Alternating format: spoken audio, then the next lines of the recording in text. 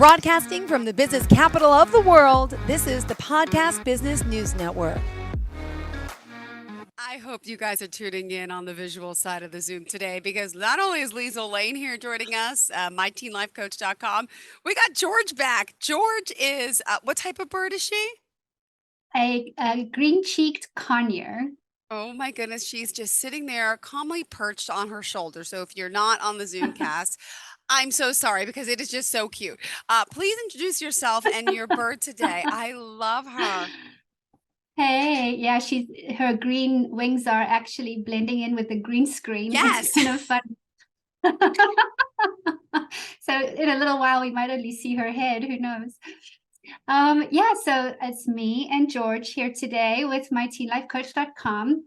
George is sometimes my partner in coaching, especially when I'm working with younger kids, introverted kids, or people that are just feeling a little bit nervous about, being with me and still getting to know me and stuff like that. So I went So she's away a for a little therapy bit. bird, kind of. She's a therapy bird. So she's glad that I'm back in the office. She wanted to be part of the action today. Well, we are excited to have you guys back with us. Adorable. Thank I've you. never seen anything like this. And it's been a few months since Georgia entered the screen in the frame. But I love it. How does she decide whether she wants to come in or not? Do you usually keep her in a cage to keep her out of you? Or is it just whenever she feels like it? Yeah, it's just kind of like she'll let me know if she wants to be in or out, and then she has a perch next to my desk, and then she'll just come down, climb up my leg, and be like, "Okay, I'm in," or she'll take a nap underneath my hair. Well, do you see, we already spent 2 minutes talking about the bird and the excitement in the air about the bird, but that's what she brings to this, because, as a coach, to have someone really empathize, relate, and just like, I can't stop smiling. I'm getting bad smile lines. I haven't, we're like, it makes you happy. It's such a good thing. All right. It really does. It's crazy, right? Like just one little thing like this can make such a big difference for somebody. Absolutely. Well, please, what did you have in mind for us today, both of you? Absolutely. Well, this week, last week we spoke about strengths of Gen Z, right? Mm-hmm. What the strengths are and what we should embrace. And I was playing golf with hubby this weekend, and we happened to be paired up with this couple who are franchise owners. And all through the 9 holes that they were playing with us, this couple could not stop complaining about Gen Z. Once they understood what I did for a living, they would not stop talking about the Gen Zers that they have to hire, that they can't stand them on the payroll. They just want to fire them all and start over again. And it really got me thinking, because if you are a small business owner or a franchise, own a franchise business like a Dairy Queen or whatever, you're a small business owner who is probably a Gen X or a boomer, and you're hiring the new labor pool, which is the Gen Z, and they're between 15 and 25 years old now. So when you are hiring Gen Zs, and if that's the new labor pool that is coming into our work life, well, if you're a small company or a small business owner, you really need to start doing your research on strategic hiring with these kids now, because it is a whole different ballgame. And we got talking with this couple, and I said to them, well, okay, let me guess. You're lean, right? Small businesses are lean. The owners are working in a multifaceted role, right? Like they sometimes have to clean the toilets, and then they have to do the financials, right? Yeah. And so a lot of multitasking, budgets are small. And then, definitely there's a generation gap between who they're hiring and who the owners are. So I have to say, it really inspired me to talk about this today, because I was like, okay, now we're really starting to talk about the generation gap. And it's going to be so critical for small business owners, because if you're not starting to research and strategically plan for these guys now, you're going to be in a little bit of trouble when it comes to hiring for the right reasons and retaining these young people in our lives, right? So I was sitting at lunchtime, And this one here next to me, she was having tea with me. She drinks tea with me. So we were having our tea together, and I said, if I were a small business owner, and then I was like, oh, wait, I am. I am a Yes. small business owner. What would my best practices be? So for those who are small business owners who are hiring people between the ages of 16 and 25 years old, they definitely want to be listening to this. So I have it, what have I got it broken down into here? Four main things that I think everybody can just pay attention to in terms of how can you hire right for this generation, right? So right now in my small business, I hire to 3 pools of people. One pool of people would be a internship, somebody who's studying, or they're ready to go into this line of career, and they are wanting an internship. So that's one pool of people. The second pool of people are your freelancers or your vendors or individual contributors that are on a contract, right? Okay. Yeah.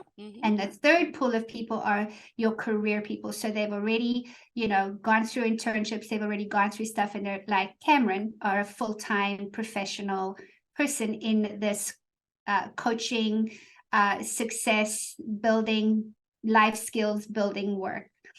And what I had to do was I've had to really think about, so if anybody who's a small business owner, you have to pool who it is that you're looking for, right? And then you have to really think about what is the ideal for each of those? What's the ideal person for each of those roles? And I actually use an assessment tool called the Predictive Index. And there are many, many other assessment tools out there, but the one that I specifically use helps me do a checkbox on the different behaviors, talents, and skills that I want each of those 3 pool of people be concentrated in, right? Okay. In other words, need to be extroverted, or it's okay for them to be introverted, need to be like whatever that thing is. And so basically I come out of that with 3 separate profiles of what that ideal person would look like. And then I look at values. So I think about my values as a business owner, right? Yeah, you agree. My values as a business owner. So number 1 value, have to be passionate about this work, have to want to work with helping people. So of course you're not going to hire somebody who's just looking at it for, whatever money-making purposes, right? One of the other notes I made here from that conversation was, I hire to values, but I train to competency. Hire to values, train to competency. You cannot train values. You can train competency.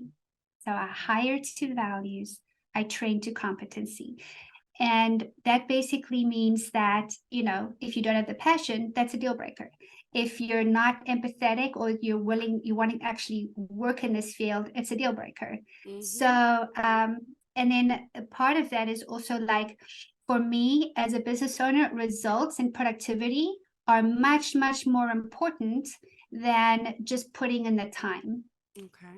So there are going to be Gen Zers out there who are happy to just work for 8 hours, collect their paycheck, and go, if that is a value that the business needs. So if you are, the owner of a Dairy Queen or whatever, your value is, I need somebody who's happy to be here for an 8-hour shift and just be present.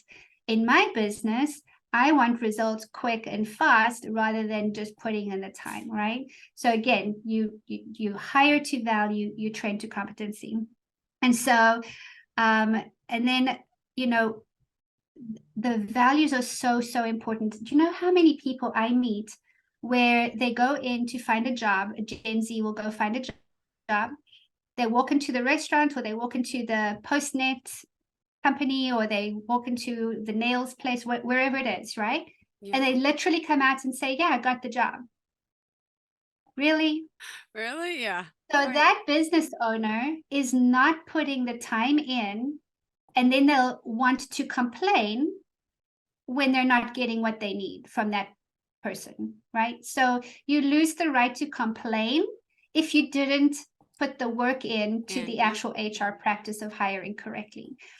So last week when you and I spoke about understanding this generation, it behooves a small business owner not to not understand this generation, right? Yeah. So like last week, you and I, remember we talked about you buy to the cause. They like these kids will go to a thrift store and buy Calvin Klein rather than go to anywhere else to go buy Calvin Klein, right?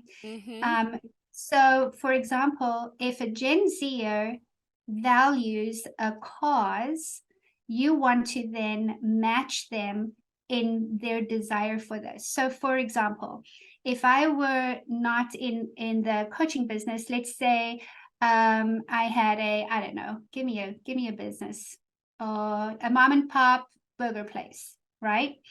And I had that business because every Friday, college kids can come eat and get one free burger, buy one, get one. Or a percentage of the profit goes to a cause like animals or, whatever the case is. You often see this commercial, the Subaru commercial, how they give to the animal cruelty shelters and things like that. You match their value to yours. So if you have a Gen Zer who is working for you that also believes in the BOGO or the puppy shelter, you're going to have a kid who wants to actually be part of that cause, right? Yeah. Because that's what they're interested in. They're interested in the cause. The other thing that they're good at is strength and tech, right? This is the generation you and I talk about all the time, where they were born into technology. So how would you leverage their unbelievable ability to manage social media and events and things like that to further yourself as a small business and get them to be engaged in it, right? So it's like, selfie Fridays at, mom and pop's burger place, whether it's, like in my case, the bird is a big deal. People want to see the bird. So now we do social media with the bird. We do little chats with the bird. We do interviews with Jill Nicolini with the bird, right? It's a thing. So that's number 2 is first the cause. Then if the strength is tech, then you engage them in their strength with tech. And then the other part of this that I was thinking of, I was just jotting down some thoughts around this, is that it may not be their forever job, but how do I can help them connect this daily work to their career or work vision?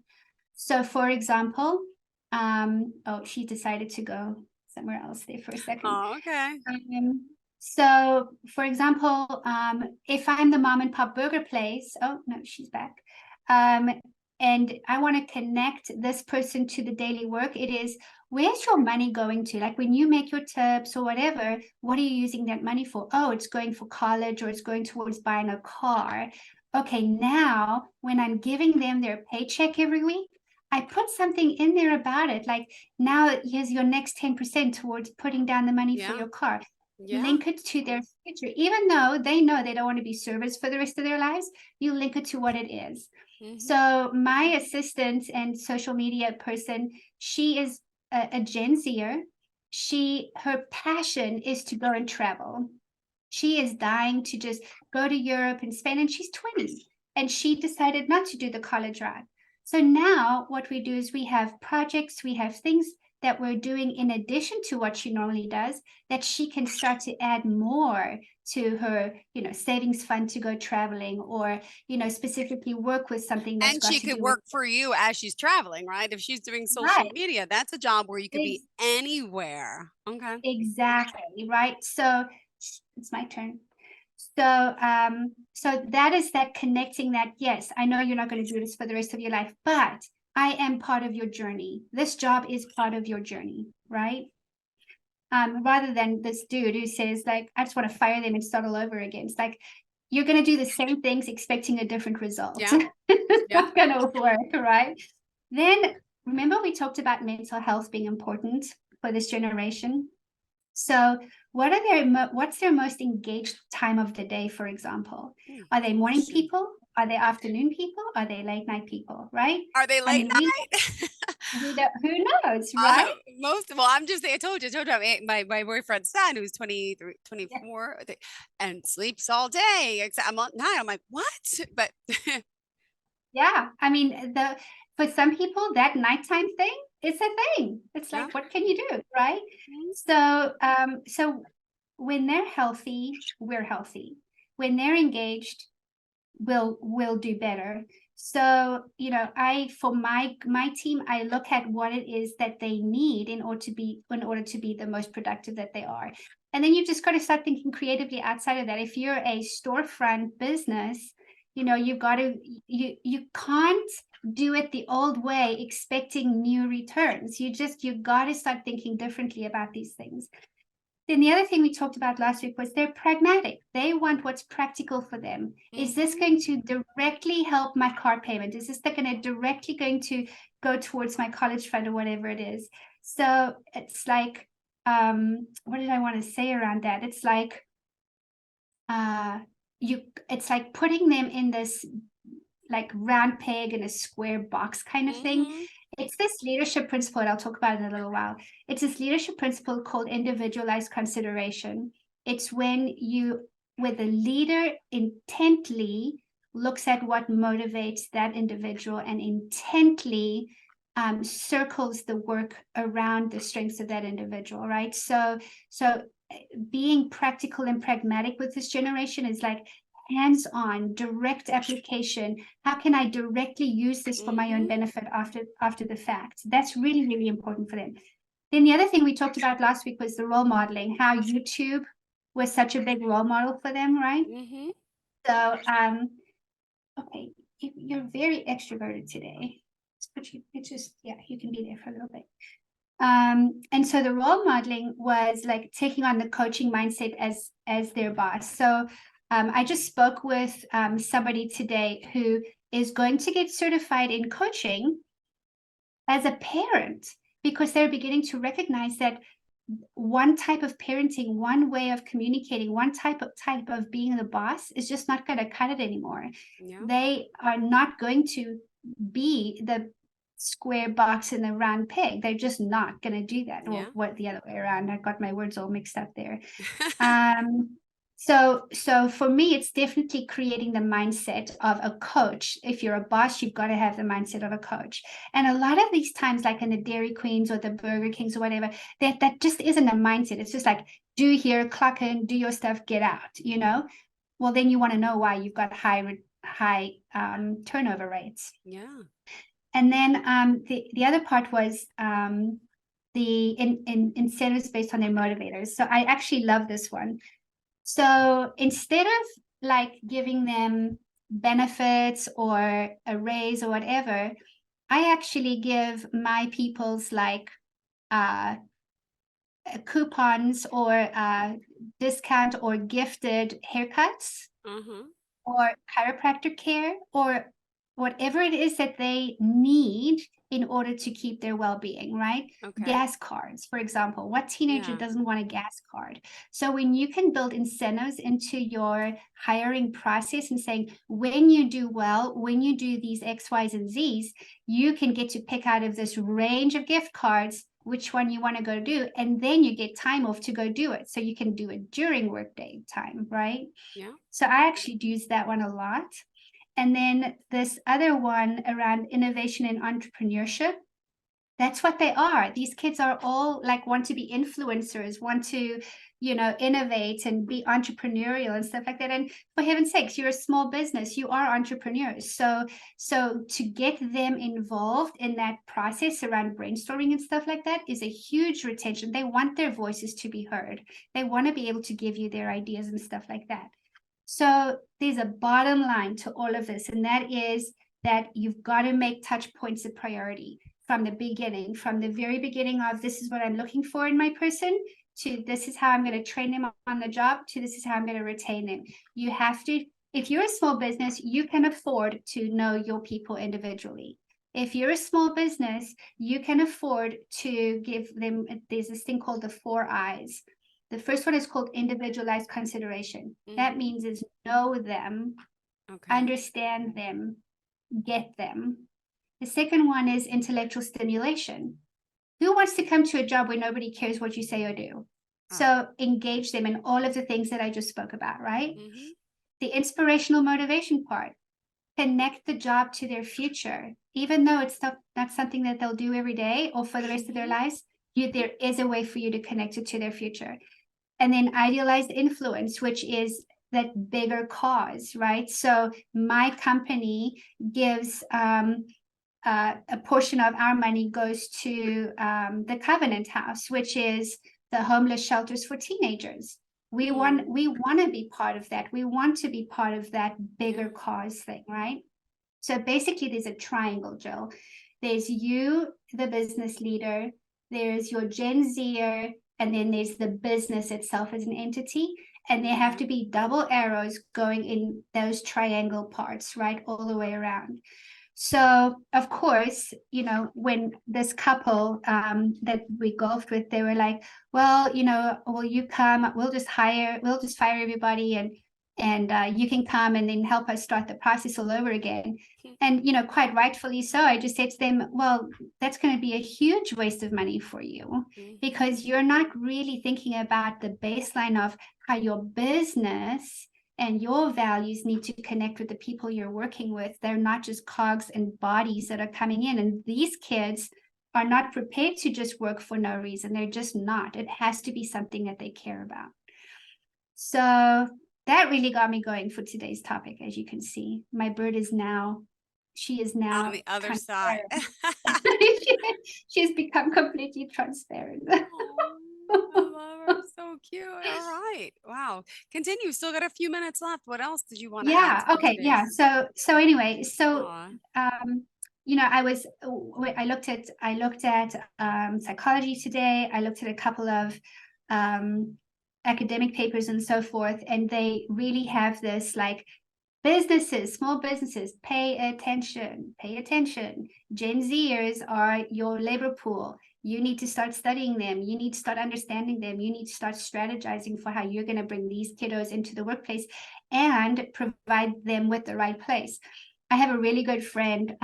She is an executive in Macy's, and we were talking a little bit about, the virtual working and coming back into the physical workplace and stuff like that. So we were debating about that because of mental health versus being on the campus and stuff like that, right?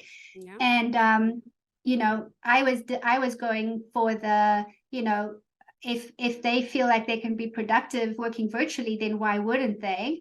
And she was coming from the standpoint of how are they going to be mentored when there is no mentor that is physically there for them. So she was encouraging as many people to come back to the workplace so that mentoring can happen, so that influence can happen. Because when we're so virtual and we're not connecting with people, you're missing out on that very, very important life skill, right? So the opposite is true as well.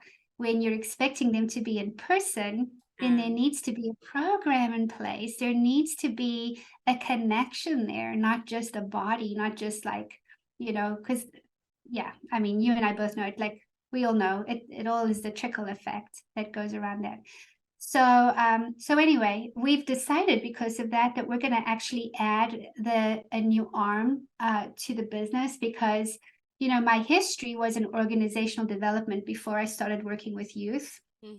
And organizational development and industrial psychology is when you go into a company, you do productivity studies, you look at their environments, you look at how their workplace is designed for the best workplace to have.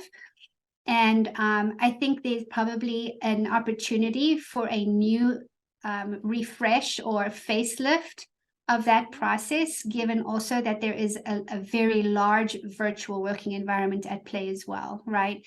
So I'm going to start working with this little mom and pop place to understand and study, like, what is it that the business requires? What is it that the people inside the business require, in order for the workplace to be its best and also provide a role modeling and mentor capacity for this generation who came into their adulting phase during COVID. Ah, I mean, think about it. yeah. My kid, who is now 17 years old, Wow. didn't go to school, couldn't go to high school for her freshman and half of her sophomore year because Uh-huh. of COVID. Wow. So, those very critical moments, milestones, it was all not available to them. So how do you expect them to know, to take it seriously, to engage? The business owners, the coaches, the mentors, we have to go the step further. We have to mentor a little bit stronger. We have to be more present. We have to be more creative because they've got a gap to bridge. It's not just about the generation gap from, top down. It's the other way around as well. So, yeah, I'm pretty passionate about that today. Wow. You're passionate about it. You're so good. Oh my goodness. Liezel Lane and George. George, is it George And Lane? Is that his last name? I guess you want to be Elaine? Would you like to be Oh Elaine? no, is it yeah, Elaine. I thought you meant Elaine, like Yeah. Elaine. You mean Elaine. Yes. It's Elaine would George. be Is that his last name? I guess. All right, I Mr. guess. Mr. Lane and Miss Lane. Pleasure having you here. And remind us how we could reach you, please. Of course, yeah. So call us for our summer internship. Summer intensive. This summer where we actually help these kiddos get ready for the workplace. We're going to do there's a 5-week series, there's a 10-week series that's available to everybody across the country. We have virtual and in-person sessions. So call me at 770-235-8202, or you can text. And then our website is www.myteenlifecoach.com. Perfect. Thank you so much, Miss Liezel. Have a fantastic day. Love seeing you here as always, and enjoy the week. Spring is here. Happy spring, by the way. Have a great yes, day. officially. Yeah, getting Yes. warmer. Feeling All good. right. Are you looking for even more of the podcasts and hosts that you love? The Podcast Business News Network is proud to announce that you now have even more ways to listen live. Check out the MyTuner Radio, online radio box, and Simple Radio apps on iOS and Android, or find us online. Search for Business News Network on mytuner-radio.com, or search Podcast Business News Network on streama.com and onlineradiobox.com/US. Take your podcast on the go and don't miss a minute of the action.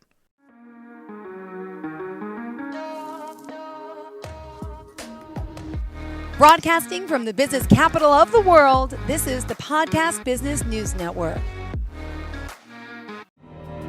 For nearly 2,000 severely injured veterans, everyday life has become filled with barriers. Day-to-day simple tasks can become pretty daunting. I have to carry my chair up 2 flights of steps or have somebody do it for me. What scares me the most is just the falling. When I'm struggling with my house, I think, to have that one great barrier just knocked down, it's crucial. Home for Our Troops is a wonderful nonprofit that builds a mortgage-free, fully adaptive, handicap-accessible house. And there's no catch. It'll be our very first home that we've ever owned. This is a game changer. This is where your life begins again. We need you to join us in completing this important mission. Please visit hfotusa.org and help build homes and rebuild lives. Because of you, everything's going to be okay.